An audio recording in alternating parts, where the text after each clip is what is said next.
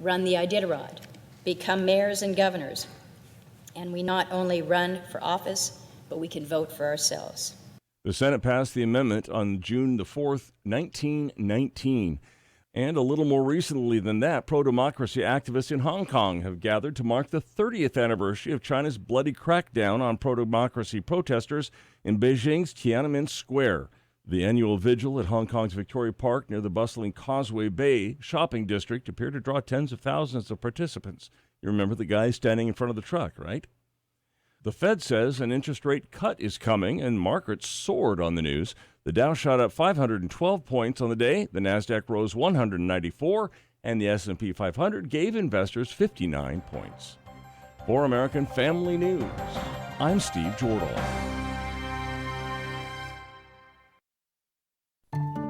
There's a lot happening around us. That's why Christians need to stand strong on family values and morality. Hi, I'm Ray Rooney, editor of The Stand, a blog from the American Family Association.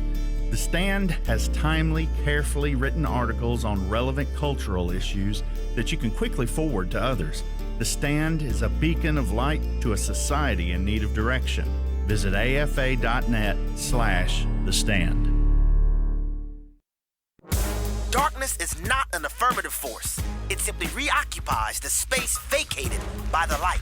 This is the Hamilton Corner on American Family Radio and Urban Family Talk. It should be uncomfortable for a believer to live as a hypocrite. Delivering people out of the bondage of mainstream media and the philosophies of this world. God has called you and me to be his ambassadors, even in this dark moment. Let's not miss our moment. And now, the Hamilton Corner. Welcome to the Hamilton Corner on American Family Radio Network. Abraham Hamilton III is out today, but Walker Wildman, who you're listening to, is sitting in for Abe, as he's called around the office. Abe, Abraham Hamilton III. Walker Wildman here sitting in for Abe today. Glad to be on the show. The Hamilton Corner always loves sitting in for Abe when I'm able to. Glad to have you with us this Tuesday afternoon. You know, I'm 25 years old, but I still get my days mixed up. Yesterday, I told somebody that it's Tuesday, but it was Monday. So, but I guess that's what happens when you have 3 kids under 2 years old. Yes, that means I have twins. So, glad to be with you today. And I want to read from Proverbs chapter 15. You know, I really forgot this over the past few years since I graduated high school, but I reminded my wife the other day, and she's going to laugh when I read this scripture, because this was on my senior jersey. You know, you get your senior jersey, looks like a football jersey. We're on Facebook, by the way. Yeah. Facebook, YouTube, they haven't banned Abe yet, so that's good.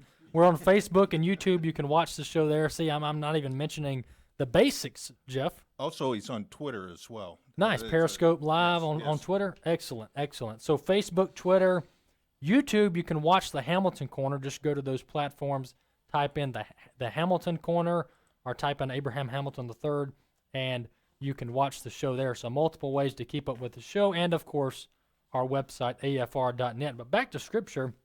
On my senior jersey, you get a couple words to say on the bottom of it. You can say whatever you want, a quote from somebody you admire, or just anything you want to say. Well, I put Proverbs 15 verse 1 on the bottom of my senior jersey, and here it is. This is Proverbs 15. A soft answer turns away wrath, but a harsh word stirs up anger. That's ESV, English Standard Version. And that's so true. That's so true. And my wife might laugh now because I'm known to just say whatever's on my mind and get frustrated when things aren't going my way. And I'm sure many people can relate to that. But that scripture, that Proverbs in chapter 15, verse 1, is eternally true. A soft answer turns away wrath, but a harsh word stirs up anger. And we all have examples in our life, probably every week, where you either run into somebody, you're talking with someone, or either this happens to you and you're the one giving a soft answer. but someone's upset, someone's mad, whether it be at you or someone else, and you just respond, or they respond to you with a soft answer. A very calm answer, collective, and it just kind of cools things down. And occasionally you'll get a harsh answer back to a soft answer, but most of the time, generally speaking, Kieran, when someone provides a soft answer in the midst of chaos or anger, usually it cools down the situation. And so we can take that proverb and apply it to our life. A soft answer turns away wrath, but a harsh word stirs up anger. And of course, I'm sure we all heard our mom say that if you don't have anything good to say, don't say anything at all. That also should be a proverb if it's not. If you don't have anything good to say, don't say anything at all. So that's our scripture for today.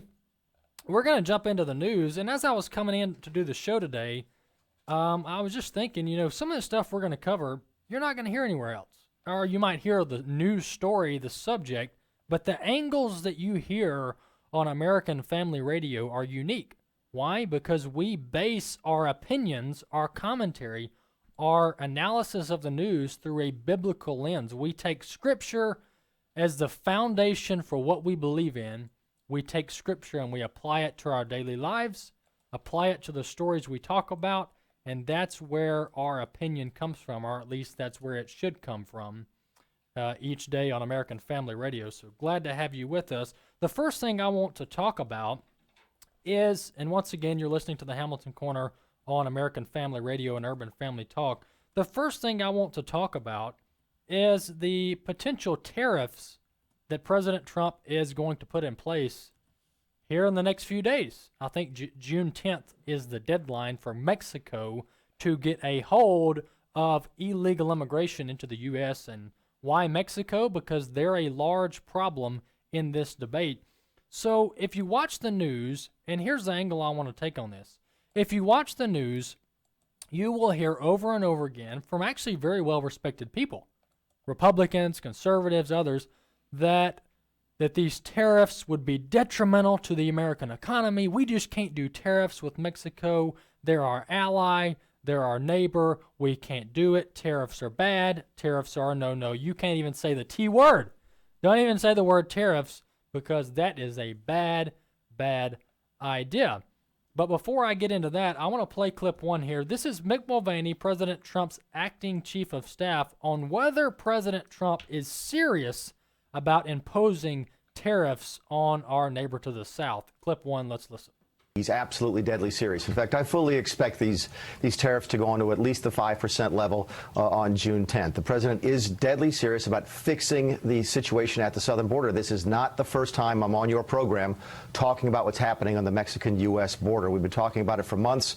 6 months ago, we told everybody it was an emergency situation. Very few people believed us. In fact, I talked with you about how the Democrats even refused to believe the facts 6 months ago. So it's real. We had a group of 1,000 people, not in different times, one group of 1,000 people walk across the border just in the last couple of days. 2,500 people are coming over every single day, as opposed to 700 just 2 years ago. So the numbers are huge. The situation is real, and the president is deadly serious about fixing the problem. Well, there you have it. Mick Mulvaney, the acting chief of staff at the White House.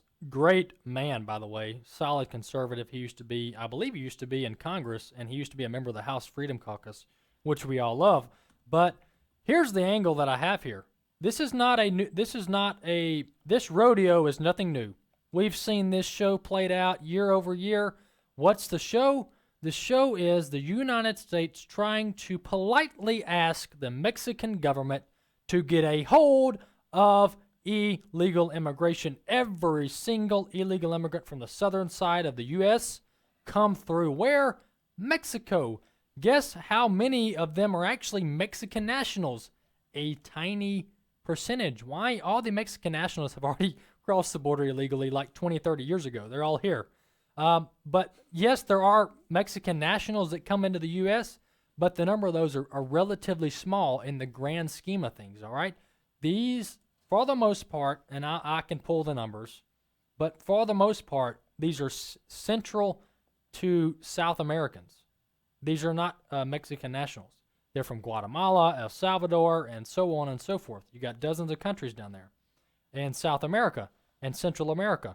So that means that the illegal immigrants are flowing straight through Mexico, and guess what Mexico's doing? Nada. They're doing nothing. Not only is Mexico doing nothing, they're actually giving them bus rides to the northern part of the country. This is like the U.S. Let's imagine the United States of America. You have Mexican nationals entering Canada illegally, and they're coming straight through Texas, up through Missouri, Oklahoma, whatever direction there. Then they go up through Michigan, and then they cross into Canada. And guess who's allowing it to happen? The United States. And not only are we allowing it to happen, we're providing buses, charter buses, to take them to the north. That would be an outrage, never would happen, but you get the point here. And so Mexico can get a grip on this. It's that they don't want to. Back to my point. I just took a little rabbit trail. Back to my point, and that is we've tried to play Mr. Nice Guy the past 3 years. The Trump administration, please, Mexico, stop this. We've said 100 times. What have they done? Nothing. And so here we are. President Trump is threatening tariffs on Mexico to get a hold of this problem. You will hear from the media and even Republicans. We're going to play a clip here in a minute. But you'll hear from Republicans, oh, we can't do tariffs. It's going to jack up prices. We're going to run out of car engines because they're all made in Mexico. Here's what they're not telling you, folks. We've already got a problem. We already have an economic national security problem, and it's called illegal immigration, and it's going on day after day. So the crisis, the problem, the economic unsustainability of this is already there. It's existent. And I have the numbers for you. Take a listen at this. This is from the Federal Immigration. It's from FAIR. Jeff, do you mind looking that up? FAIR, I think it's fair.org. But it's a great group who heads up studies on illegal immigration and the effects that it has on the United States. Well, from FAIR here, that's the short for their name. You have that, Jeff? Yeah, fairness and accuracy in reporting. Okay. I'll double check that in a minute. I'm sorry, my mind went blank. But nonetheless, here's the numbers here, and then I'll pull up the group that put this together. And that is total federal expenditures and state and local expenditures on illegal immigration. Here are the numbers. The federal government, this is in 2017 alone, spent $45 billion in aid to illegal immigrants. That $45 billion in aid to illegal immigrants. And then the state and local municipalities spent $90 billion helping illegal immigrants. This is welfare, this is housing, this is food, this is all kinds of transportation. So the total national cost annually for illegal immigration is $134 billion with a B to the United States. And then you hear the left. What does the left say? Oh, these illegal immigrants are paying taxes. They're all paying taxes. You know that, Walker. They're pouring into the system. They're helping us. Well, that's absolutely not true. Absolutely not true. Here are the total of tax contributions from illegal immigrants, $18 billion. And you say, well, that's a lot of money. Well, in the pocket of the federal government, that is change. That's pennies on the dollar. $18 billion in tax revenue brought in from illegal immigrants. How much do we spend on illegal immigrants? $134 billion. What does that leave you with? That leaves the United States in the red, so to speak, with a net loss of $115 billion year over year. So this whole idea that illegal immigrants are helping our country, helping our economy, pouring in money into the tax system, that is a farce. It's not true, factually inaccurate. It's a lie from the media and the left to make you believe that illegal immigration is somehow a good thing. I found the name of the group, Federation for American Immigration Reform. Sorry about that. Federation for American Immigration Reform. Many of you probably have seen their research. And so I'm going to play clip. How long do we have, Jeff? About a minute and a half? Yeah. Okay, we'll wait till after the break because I don't want to get a clip going and then the music plays and I have to cut it short. But after the break, I'm going to play Senator John Kennedy from Louisiana, which actually I like the guy 99% of the time, maybe a little less, maybe 95%. But we're going to play this clip where he's just saying, we can't do tariffs. Our economy is going to tank if we do tariffs on Mexico. And look, I'm not denying the effects of tariffs. Tariffs can be tough. Tariffs can and will raise prices. When you go to the grocery store, you go to buy a car, if tariffs are in place for a little while, you will start to see prices go up. But my point is that our country is at a crossroads. Our country is already in an unsustainable position, spending $115+ billion a year supporting illegal immigration. So we can fix this problem now, and we can levy tariffs against Mexico, or we can keep kicking the can down the road and watch our country go down the drain. The Hamilton Corner, American Family Radio, AFR.net's the website. We'll be back in a few minutes.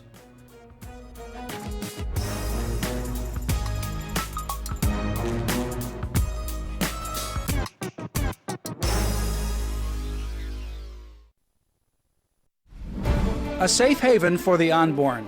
Hi, I'm Matt Staver with Freedom's Call.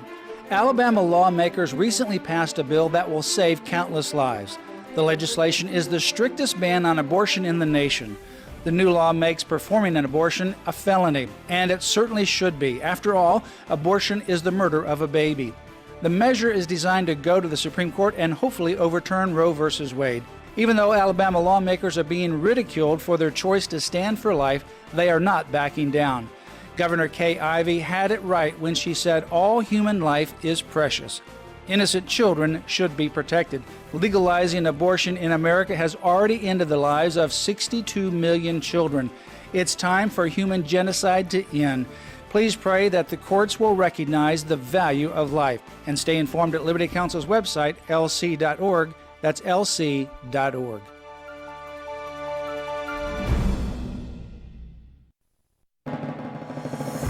Putting life in perspective with Harry Reeder.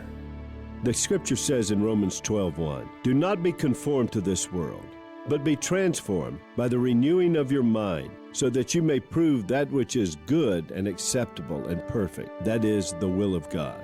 Do not be conformed to this world. That's a real warning, because there's a real world that wants to try to press you into its mold. But be transformed by the renewal of your mind. When you become a Christian, now your mind can undergo renewal. The renewal of your mind, not the removal of your mind. You don't check your brains at the counter when you become a Christian. You get a whole new heart, new life, new family, new home, and the opportunity to start developing a new mind, the mind of Christ.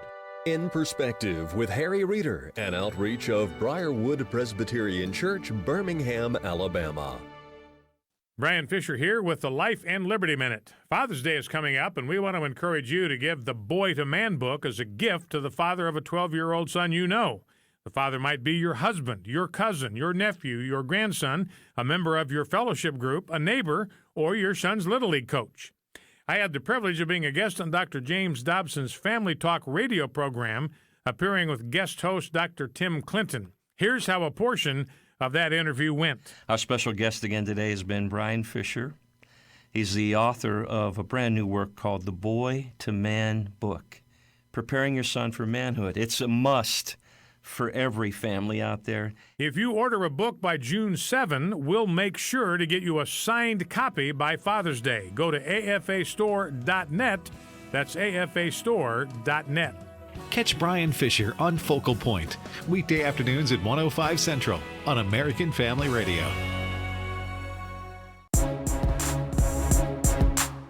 Shining light into the darkness, this is the Hamilton Corner on American Family Radio and Urban Family Talk.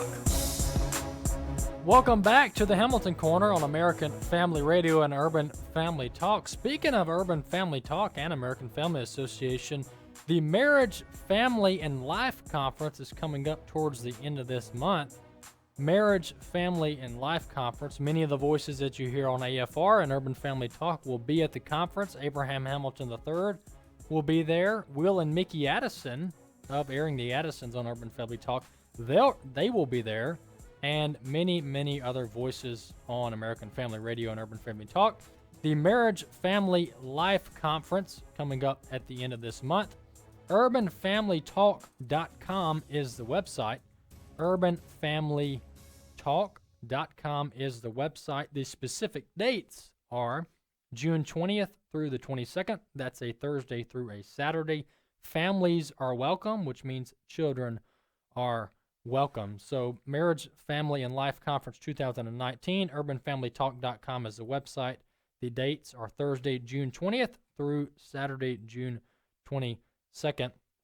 Go to the website, UrbanFamilyTalk.com, to check that out. Back to the discussion of illegal immigration. I want to play clip 4 here. This is Senator John Kennedy of Louisiana on the effects that the tariffs would have on the United States economy. Let's listen. I think it was a mistake. I'm not saying we don't have a crisis at the border. We clearly do. I'm not saying it won't work. President Lopez Obrador has already indicated that he's willing to talk. But I worry about the long-term ramifications. We have a deal with Mexico on trade. It's called NAFTA. In fact, we just shook hands on a new deal. It's called NAFTA 2. When you give your word, you stick to it. And I really worry about us negotiating deals with other countries and whether those countries will wonder, well, if we make concessions and trade hard and we reach a deal, will America stick to it? Now, having said all of that, I don't think the president's going to impose these tariffs. My experience with the president is he's a very smart man. I wouldn't call him risk averse. He's been known to play with fire, but not live hand grenades. And if he slaps a 25% tariff on Mexico, it's going to tank the American economy. All right, well, there you have it. First off, to start off, the president's not talking 25% tariff, although I think that is needed. He's talking 5%. We're talking 5%. We heard that from Mick Mulvaney, the chief of staff. 5% tariff, maybe 10%. But that's Senator John Kennedy. If you heard that, you think the world's about to end. My goodness, we're not going to have guacamole. We're not going to have guacamole. We're not going to be able to buy vehicles. What are we going to have? We're going to have nothing. The country is not going to have any supplies, no goods coming into America if we do a tariff on Mexico. Folks, okay, will the prices go up? You know, first off, I can go without guacamole. I like avocados. I think that's what you make guacamole from, if I'm not mistaken. I like avocados. I like guacamole. I like going to the Mexican restaurants, getting my dip and chips and fajitas and all that. But if it means securing our country so that my children have a country to live in, I'll do without avocados. And I know the rest of you are the same. Matter of fact, I'll pay $10 more for avocados if it means that we have a country in 30 years. All right, so that's what we're talking about here. But if you read the headlines and watch The Economist and the senators and everybody on TV about how dangerous tariffs are, you would think that if we do tariffs, we're done. Our country's doomed. That's absolutely not the case. Secondly, as I said before the break, look, our country's, it's not like we're in a fairy tale land. It's not like we're in this great country where we have secure borders, we have a 1% unemployment rate, everything's going great, and then here comes President Trump, the bully, about to mess everything up and mess up the apple cart. That's not the case. We already have a problem on our hands. The question is, what are we going to do to fix it? And so remember that, and you know, let's go back to the what are tariffs designed to do? I'm reading from I looked up what the definition of tariffs are, did a little studying on them before I came on the show, and one of these definitions that I found is this: a tariff is a tax on goods coming into or leaving a country. Governments impose tariffs to discourage consumers from buying products made in another country. Imagine that. Discourage consumers from buying products made in another country. So one positive effect that tariffs could have is that we start buying things made in the U.S. because the things made by foreign workers are a little bit too expensive. That's what would happen, actually. Now, are Americans willing to pay a little more Probably not. We all like to watch our budgets, etc. But these countries, and by the way, the senator in that clip I just played a few minutes ago, he's talking about how foreign countries are going to view us. They're going to view us as not credible. We don't mean our word when we say it. We do handshakes and don't mean it, this and that. And the reality is that these foreign countries like Mexico and China, they've been ripping the United States off for decades. They've been shaking our hands and then pulling back on their word for decades. And that's why we're in the situation that we are, is because other countries are so interested, are so self-interested in their own protection and their own country and their own economy, that America has been getting the bad part of the deal for decades. So I don't want to hear this whole idea that America needs to keep its standing on the world stage. We need to make sure we're respected. Look, America's tried to play fair for decades, and where has it gotten us? It's gotten us at the back of the bus. We're at the back of the bus, and China and Russia and Mexico are driving, and we're trying to tell the driver where to go.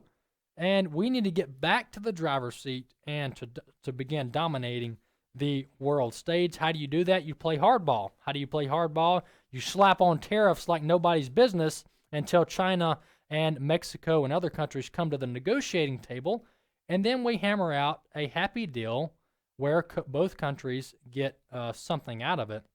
But the status quo right now is just not cutting it.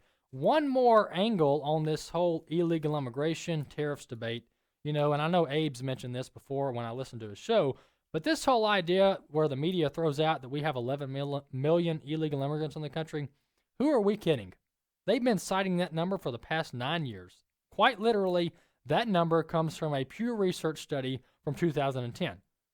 And we've been slapping, and I say I'm even guilty of it, but the media for the most part, and these politicians, they've been saying, well, we got about 10 million illegal immigrants in the country, 11 million illegal immigrants in the country. When is that number going to change?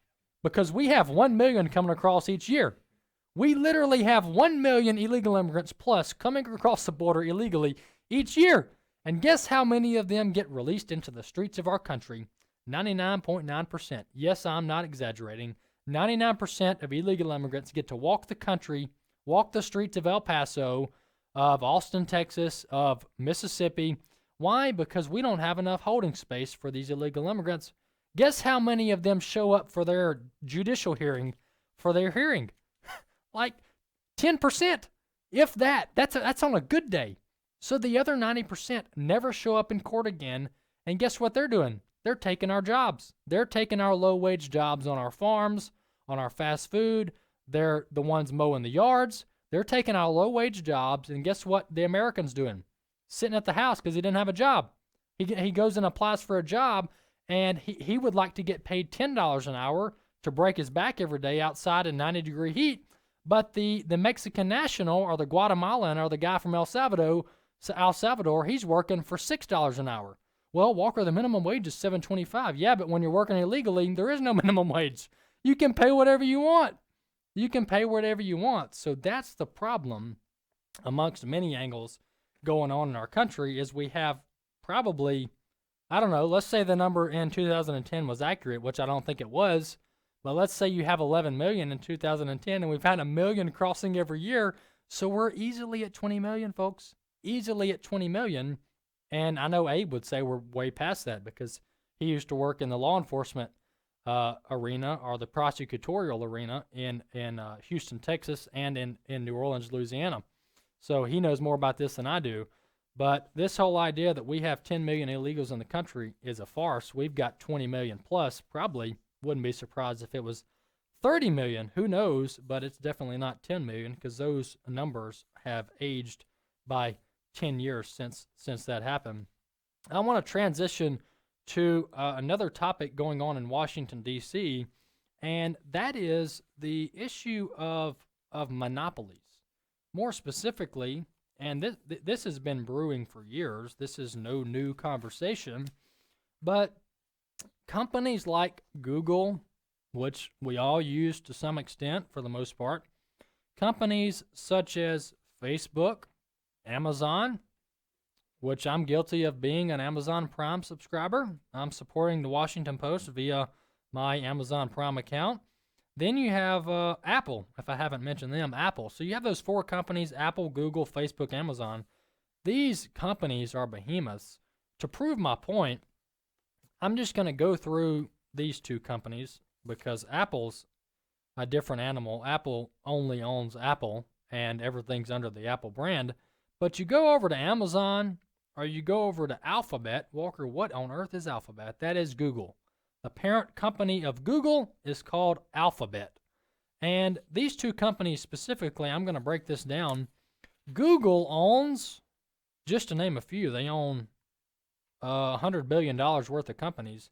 But just to name a few, Google owns Google Ads, which is a separate company. They own the Google Cloud. They own YouTube. Google owns YouTube. Google owns Nest Home Security. Google owns Nest Home Security System. And lastly but not least, Google owns Android. Yes, the Android phones that many Americans have. Guess who makes those? Or guess who owns the software? That would be Google. So that's Google, and they own half of the world, it seems like. Then you jump over to Amazon, and Amazon, they're a little different animal. They own a bunch of companies that I have no idea what they do. Fabric.com, I guess they sell fabric. That's pretty self-explanatory. But Amazon also owns Alexa. That's a whole separate company, Alexa. They own Audible.com, and if I just said Alexa for the 4th time, people's Amazon machines are probably cutting on in their kitchen right now. Pets.com, which is a subsidiary of PetSmart. Pets.com. Amazon owns that. And guess what companies run off of Amazon servers? Netflix. Netflix uses Amazon's server farms to run their service. And another company that you might know about is Dropbox, which is a file sharing service. Dropbox is heavily reliant on Amazon. The reason I bring this up is because the news of the day is that various agencies in Washington, D.C. are opening antitrust investigations into these companies. More specifically, the U.S. Justice Department is opening an investigation into Apple and Google when it comes to antitrust. And the Federal Trade Commission is opening an investigation into Facebook and Amazon. What is antitrust? To simplify it, to dumb it down for us, because I have to do this for myself too, or put it in layman terms, antitrust is designed to break up monopolies. Many of you remember, this is before my time, so I'm just going to go ahead and put that disclaimer out. I really don't know what I'm talking about. I know the basics, and I'm making Jason laugh admitting that I don't know what I'm talking about, but the basics are Mob Bell. Jeff, you would know. Is this before your time? Oh, man, I just aged Jeff. Jeff's the young guy over here, Jeff. Hey, Marty knows. Marty, our cost screener, knows about Mob Bell. But basically, you all know the company Bell South. If I'm not mistaken, Marty, nod your head. Mob Bell was the original company. AT&T, yeah. All right, so basically, the various lawsuits broke up Bell South or Mob Bell, and then it splintered into different companies because they were too big. Everybody was arguing that they were the only phone provider. So they broke up under the antitrust laws, and now you have different companies that came from Mob Bell. Well, the same conversation is going on now, and that is, look at Google. I know Brian Fisher on Focal Point covered this yesterday, but, Google's servers went down like on Sunday, this past Sunday or Saturday. The Google servers went down, and, Google owns Nest. Well, people couldn't get into their house because they had the smart locks, and the app wasn't working because Google servers were down, and then you couldn't adjust the thermostats because the thermostats were on the internet based on the cloud. That's a whole other topic for an entirely different day, but you get the point. That is, Google has a lot of reach. And you have Google buying up all these companies like YouTube. Well, if Google wants to ban, let's just say they want to ban American Family Radio. This is a hypothetical So don't start calling Google telling them they shouldn't ban AFR. But the hypothetical, let's just say Google says, well, we're just done with their American Family Radio. We don't like what they have to say. We're done with American Family Radio. So let's just say, hypothetically, Google bans American Family Radio from the Google search. You search in American Family Radio, Abraham Hamilton III, the Hamilton Corner, and you can't find a thing. It's as if Abe does not exist. You can't find one thing on the Hamilton Corner or American Family Radio. Well, Google also says, well, we own YouTube. So we're going to bump AFR off of YouTube. This is all stuff that very well could happen, folks. It's happened to some people before. When a company owns that much real estate, when they own that much, the question arises, are they a monopoly?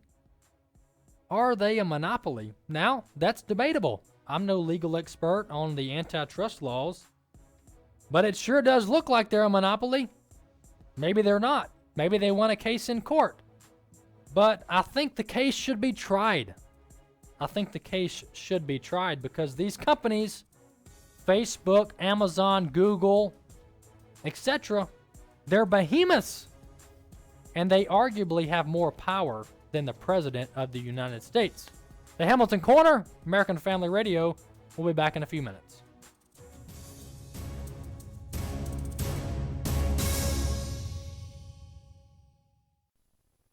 So you sit down and do your budget, and you look at all your monthly costs and your bills and your income, and it seems like there's never quite enough. You know what would really help? Finding $500 a month to help balance things out. That is the typical savings, $500 a month for a family when you switch to MediShare for your health care. And when it comes to healthcare sharing ministries, MediShare is really the gold standard. It's been around for 25 years and has more than 400,000 members. It's been around so long and grown so much because it works. And whether you're single or married or have kids, this could make sitting down to do a monthly budget a lot more fun. $500 a month can more than cover a car payment or pay back loans, whatever. So join MediShare and go out to dinner to celebrate. Here's the number to call. They are incredibly kind and helpful to talk to. 833-44-BIBLE. That's 833-44-BIBLE. 833-44-BIBLE. Doing sports God's way. This is David Wheaton, host of the Christian Worldview.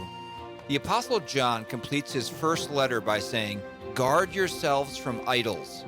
An idol is something that is venerated above God. One idol in our society is sports. Now, sports aren't sinful. In fact, God's Word uses sports analogies to teach spiritual lessons.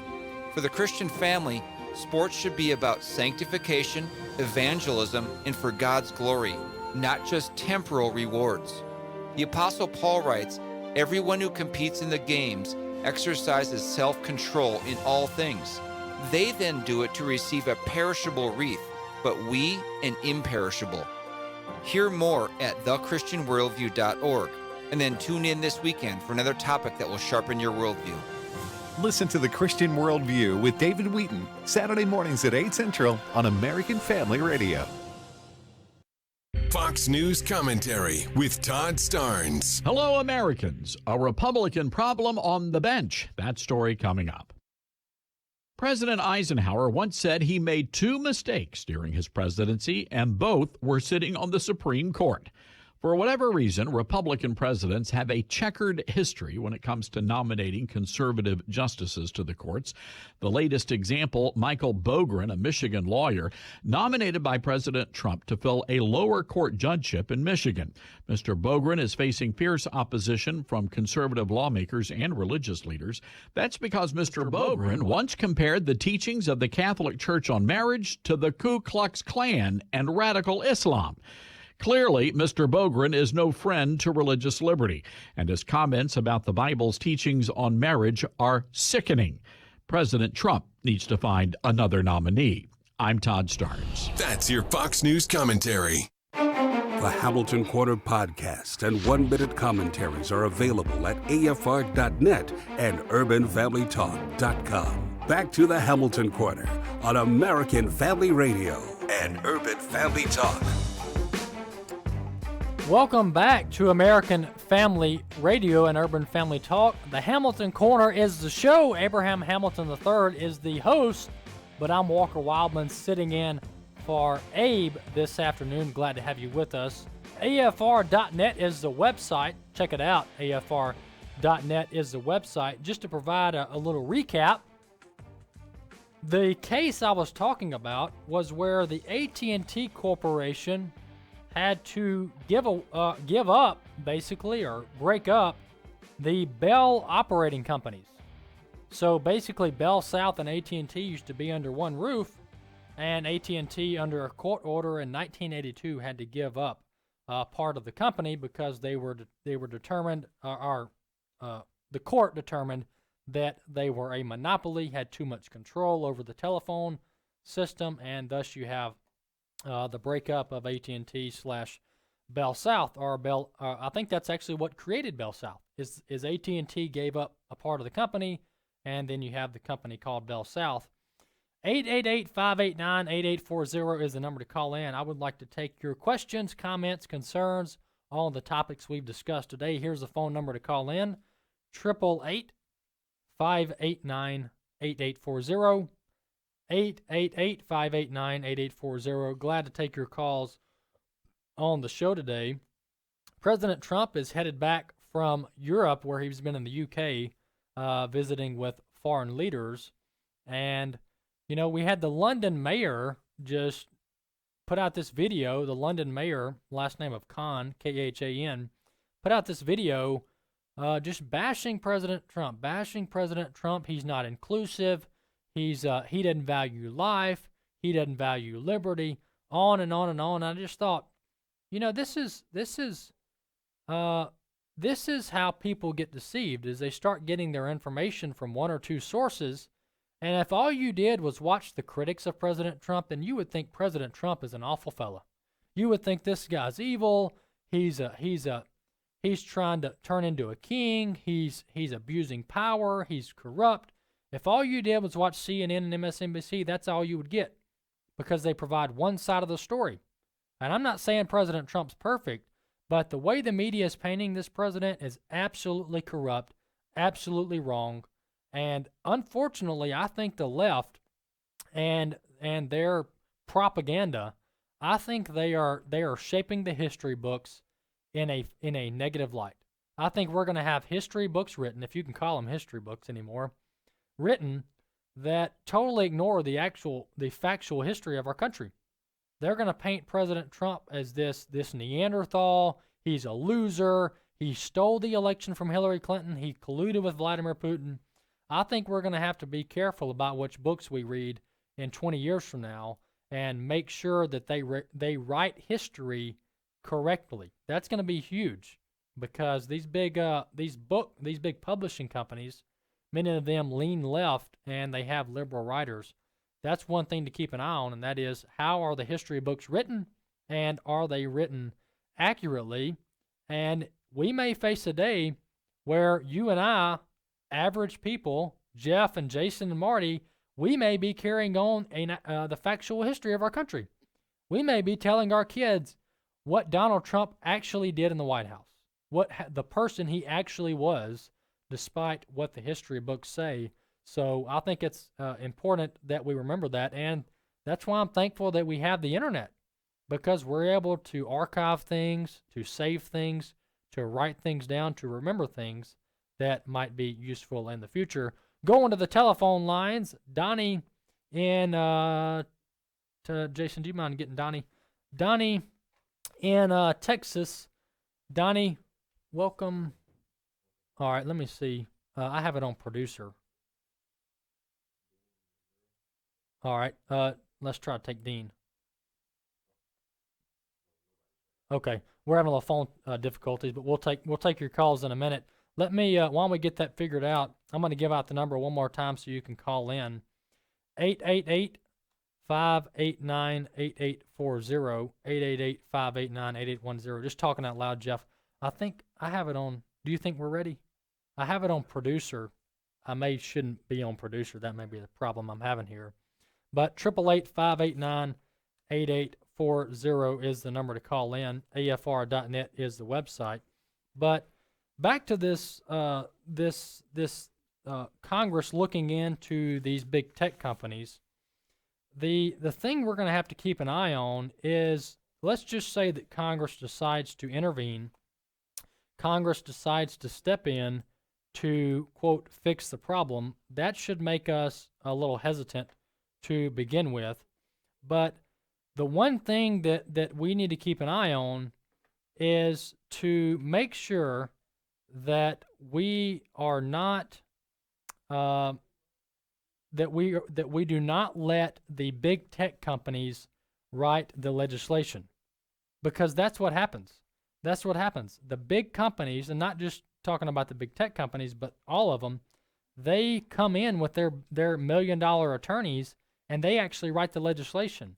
So if Congress decides to do something about these big tech companies, it is important that we keep an eye on it and know who is writing the legislation, because I'll guarantee you, if Facebook and Google and Amazon try to send their lawyers to D.C. to write the laws, it will turn out bad. We're going to try to go to, try to go to William in Texas. William, welcome to the Hamilton Corner. Hey, William, are you there? Yes, sir. Hey, turn your radio down for me, please. Oh, yes, sir. I just did. All right, what's on your mind, William? What's the point of voting if the Electoral College overruled? Like Hillary won, but Trump won from Electoral College. The United States voted for Hillary. So what's the point of voting? Well, William, the point of voting, and that's actually a very good question. And the point of voting is that your vote determines how the Electoral College plays out. They go hand in hand. The Electoral College, the electors in your state, they vote based on how you vote. So, William, you live in Texas. If the majority of Texans vote for Hillary Clinton, then your electors, the people who are delegates for your state, will then take their votes and vote for Hillary Clinton, and vice versa. In 2016, the votes went for Donald Trump in Texas, thus the Texas delegation voted for Donald Trump. But the reason that the Electoral College is in place to begin with is to protect smaller states. It is designed to protect states with smaller populations and give them a say in the national outcome of the election. Because, folks, and William, let me just tell you this, my friend, and I think you're coming at this from the angle of we don't need the Electoral College, just by the tone of your question, but you take away the Electoral College, that will be the end of America. And I do not mean that hyperbole. I'm not using hyperbole, figure of speech. I mean it seriously. You take away the Electoral College, then guess who runs the country? California and New York and Florida. Well, Texas will have a say, but California and New York and Florida and Texas, they'll run the table. They'll run the table. And I'll guarantee you, if this was the other way around, and California and New York were red states run by conservatives, the left would be saying, we need to preserve the Electoral College. That is the only thing protecting our vote as small states is the Electoral College.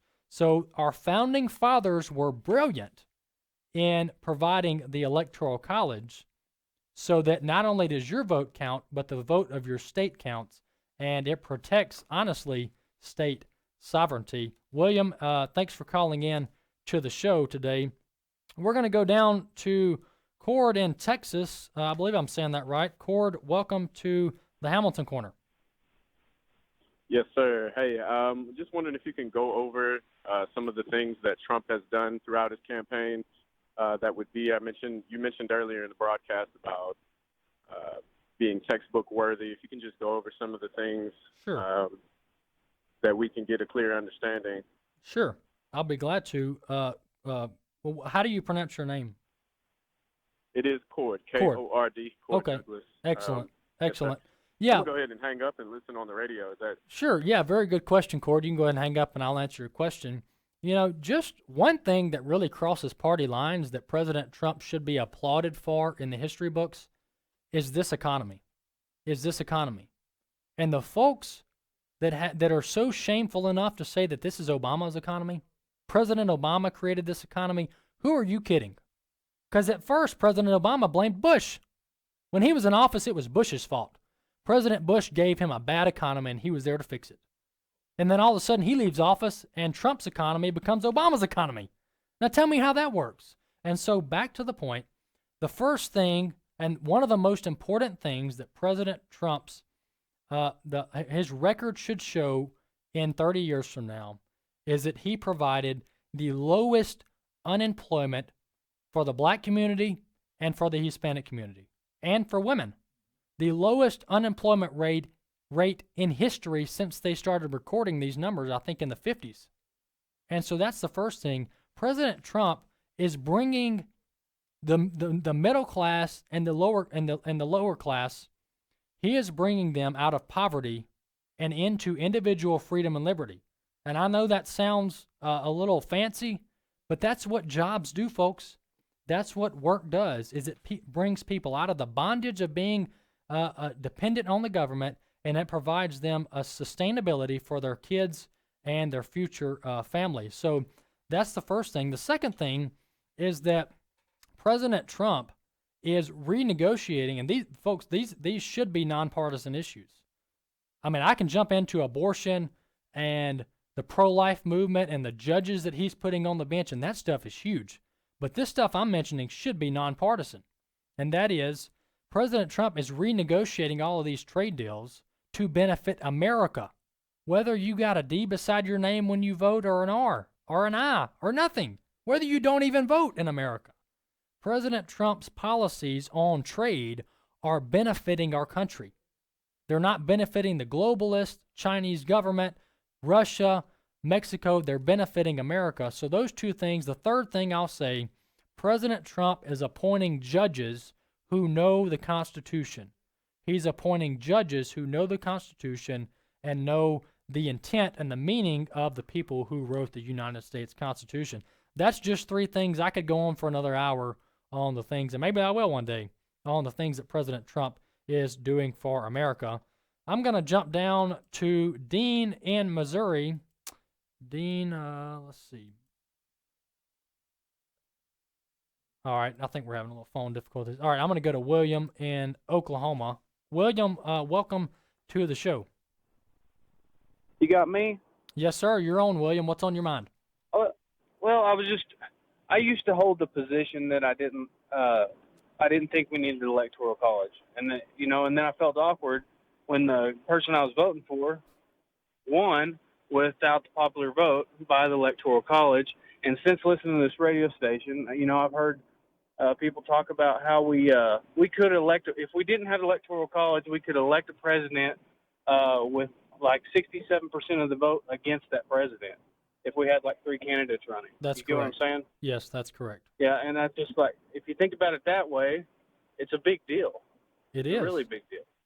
Yeah, All right. yeah, thanks, That's all I got. I'll William. listen to you on the radio. Sure, thanks, William. Man, that's brilliant. You're right. And so William said there that, he didn't originally like the Electoral College until his candidate won the Electoral College vote. Then he's gone, wow, we actually need the Electoral College. He's exactly right. I'm going to take one quick call from Dean in Missouri. I think Dean's frozen there. Nonetheless, but I'll just stick to what we just talked about there. We had two calls on the Electoral College, and it's easy when your person loses. If your person was Hillary Clinton in 2016, it's easy to say we don't need the Electoral College. Let's just get rid of the Electoral College, which actually some states are trying to do. But the Electoral College is best for the benefit of our country in the long term, and our founding fathers knew that. And for all the reasons I explained earlier, we need the Electoral College. And I pray that if the person I like on the ballot in 2020 or 2024 or 2028 loses the Electoral College vote but wins the popular vote, I'm not here saying we need to abolish the Electoral College. I hope I'm consistent, because that is a dangerous road when one election doesn't go how you think it should. So we start tearing apart the very founding documents that gave us this country that's 250 plus years old. And I'm afraid our country, our citizens are so impatient, they're so ideologically driven, that we're willing to throw the Constitution in the garbage, the Electoral College in the shredder, so that we can win the next election. That is problematic. And that's how countries become countries no more. The Hamilton Corner, American Family Radio, AFR.net's the website. We'll be back with you tomorrow evening.